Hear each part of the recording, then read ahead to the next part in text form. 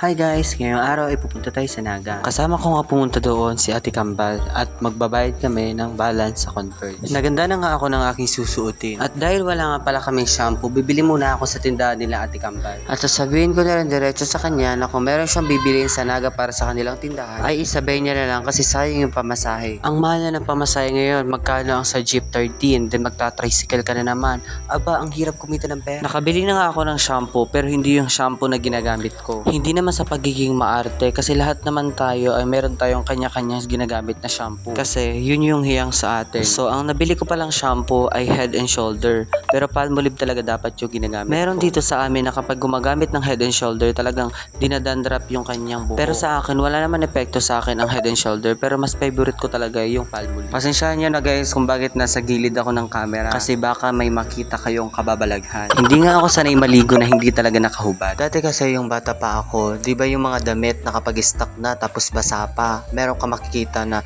yung uod na ang daming paa. Ewan ko kung anong tawag doon pero isa yun sa naging dahilan kung bakit ayaw kong maligo na nababasa yung labahan. At nang natapos na nga ako maligo ay nag-shade na ako ng aking balbas. Nabili ko lang nga yan sa TikTok, 97 pesos. Lalagay ko na lang sa comment section para at least maka-order kayo. Mura lang yan guys, order na. Ginawan ko na nga yan ng vlog kaya kung gusto ninyong malaman kung effective talaga, panoorin lang ninyo yung in-upload kong vlog. Ayan, yung mga nakaraang araw. Paparinig ko nga sa inyo ang tunog pero kaparehas lang siya ng parang bubuyog.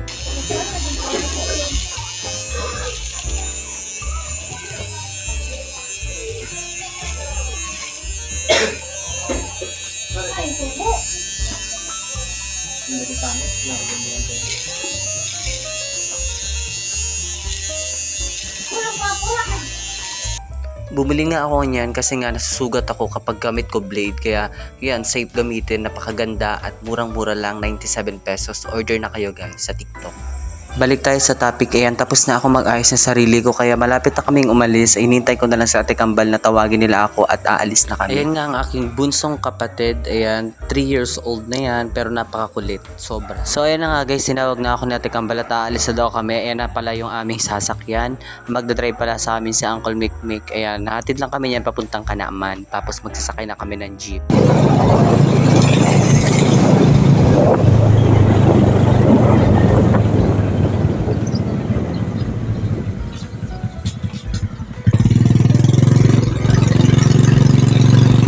Mukhang aabot na kami ng ulan kaya pinabilis-bilis na namin ang pag-andar ng motor para at least makarating na kami sa Naga. Nakakatakot nga kasi parang mayroong kasabay kidlat ang pag-ulan mamaya. Wala nga pala kaming nadalang payong kaya siguradong magtatambay muna kami sa may imol. At dahil nga umuulan, napakaraming taong nagsisilong sa imol. Kaya halos naghintay kami ng 1 oras para tumigil ang ulan at diretso na kami pupunta sa Converge para makapagbayad na ng balance. At nang tumigil na nga ang ulan, ay agad na kami pumunta sa Converge. Pagpasensyahan nyo na guys yung aso dito, parang matitinola ko tumamaya. Uy, wag naman. Makukulong tayo ng 300 years. So nakarating na nga tayo sa Converge at pagkatapos nga namin dyan ay bibili na kami ng mga grocery para sa kanilang tindahan ni Ate Kambal. At pagkatapos nga namin ay agad na kaming umalis at pupunta naman tayo sa Cabral. Yun talaga kasi kami bumibili kasi bukod sa kompleto na mura pa. Ako kasi nagninegosyo kasi ako yung bunot-bunot yung makakuha ka ng chicheria. Tapos kapag nakakuha ka ng 2 digit, ibig sabihin yun meron kang nakuha. Ewan ko kung meron rin sa inyo yun, basta sa amin talaga ang tawag doon bunutan. Pero sa inyo ewan ko kung anong tawag, baka kitkita. Malaking tulong ngayon sa akin kasi doon ako kumukuha ng mga pambili ko kasi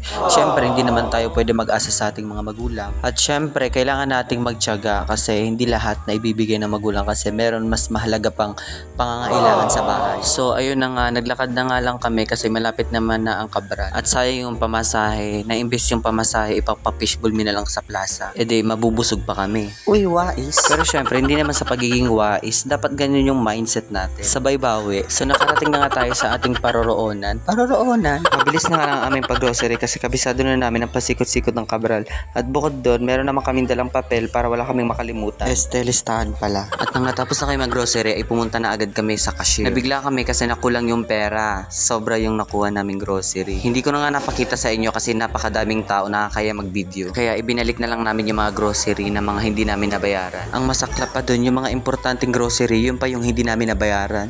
Hayaan mo sa susunod, dadamihan natin yung pera. Magdadala ko ng 1 million. Uy, wala tayo yan. So ayun na nga guys, tapos na kayo mag-grocery kaya pupunta na kami doon sa sakayan ng jeep pa uwi. Naglakad nga lang kami kasi sayang yung pamasahe. Yan talaga yung line namin dalawa. Nagpahinga nga kami saglit kasi ang sakit na ng kamay namin kasi sobrang bigat ng aming dinadala. At nakasakay na nga kami ng jeep. Nakakatakot kasi dalawa lang kami nakasakay at yung iba nagsibabaan na. Kinukurot nga ako dyan Ate Kambal kasi baka may plano yung driver. Pero syempre hindi naman ako natakot kasi dalawa kami. Syempre isa lang siya. At talagang nandyan si God. Bahala na si God sa kanya. Pero aminin ko, merong kaunti. Natakot talaga akong kaunti lang. Super kaunti lang. Kasi naisip ko kapag nagpakita ako ng takot baka magpanik si Ate Kambal. Gumaan na nga ang pakiramdam ni Ate Kambal kasi nakikita naman namin na tama naman yung dinadaanan ni Kuya. At malapit na nga kaming makarating. Kaya ayun, mukhang dito na magtatapos ang ating vlog. Kung bago pa lang sa aking YouTube channel, don't forget to subscribe and click the notification bell. Comment down below para lagi kayong update sa aking mga susunod na video. Bye bye! See you next time!